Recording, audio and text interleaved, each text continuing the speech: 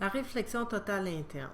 La réflexion totale interne, c'est un phénomène de réflexion qui se produit lorsqu'un milieu passe d'un milieu transparent vers un autre, mais il faut absolument que le premier milieu soit plus réfringent que le second milieu. C'est-à-dire lorsque la lumière passe de l'eau à l'air ou lorsque la lumière passe du verre à l'eau, le premier milieu doit être nécessairement plus réfringent que le second milieu pour qu'on puisse avoir affaire à une réflexion totale interne. Quand c'est le cas, selon un certain angle, le rayon frappe le dioptre et il est complètement réfléchi à l'intérieur du même milieu. C'est comme si le dioptre devenait un miroir. La réflexion et la réfraction, c'est deux phénomènes optiques qui peuvent se produire de façon simultanée. On a un exemple ici où le soleil envoie de la lumière, frappe le dioptre RO et il peut y avoir de la réflexion. On voit souvent ça, la lumière réfléchir sur une surface d'eau calme et la lumière peut aussi pénétrer dans l'eau puisque l'eau est transparente.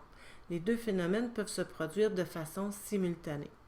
Ici, on n'a pas affaire à un phénomène de réflexion totale interne puisque le premier milieu, N1, est moins dense que le deuxième milieu. Il y a toujours moyen que la lumière puisse passer du premier milieu au deuxième milieu.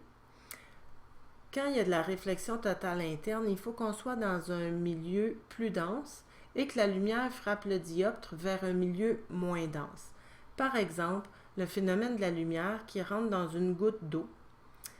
C'est un milieu moins dense vers un milieu plus dense. Il y a de la réfraction et la lumière peut frapper la surface vers R et là on a affaire à un milieu plus dense vers un milieu moins dense. Selon un certain angle, la lumière va rester emprisonnée dans le verre ou dans l'eau, tout dépendamment de ce que c'est cette substance, mais nécessairement ça représente quelque chose de plus dense qu'à l'extérieur. La lumière frappe la surface et est complètement réfléchie à l'intérieur du même milieu. Donc on observe ici un phénomène de réflexion totale interne.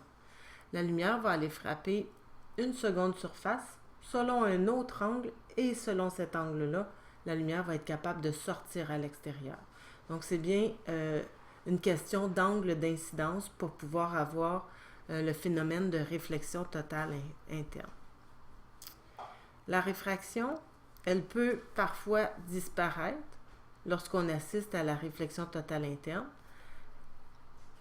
Dans le cas où un rayon lumineux passe d'un milieu réfringent à un milieu moins réfringent, on peut remarquer que lorsque l'angle d'incidence augmente, le rayon émergent s'approche de plus en plus de la frontière.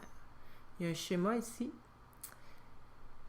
Quand on est dans un milieu plus dense vers un milieu moins dense, le rayon, il s'éloigne de la normale puisque la lumière passe dans un milieu moins dense, la vitesse augmente, il s'éloigne de la normale. Plus l'angle d'incidence augmente, plus le rayon va s'approcher de la frontière.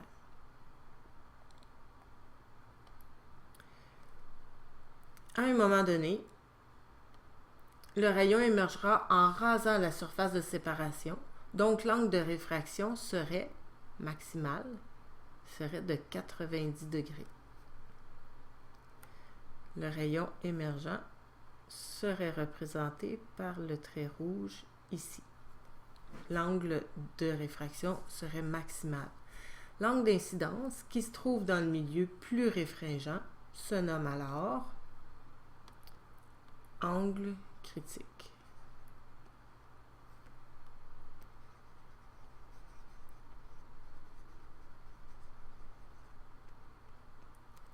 Alors, lorsqu'on a atteint l'angle critique,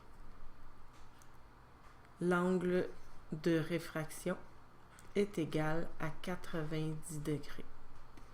Lorsqu'on parle d'angle critique.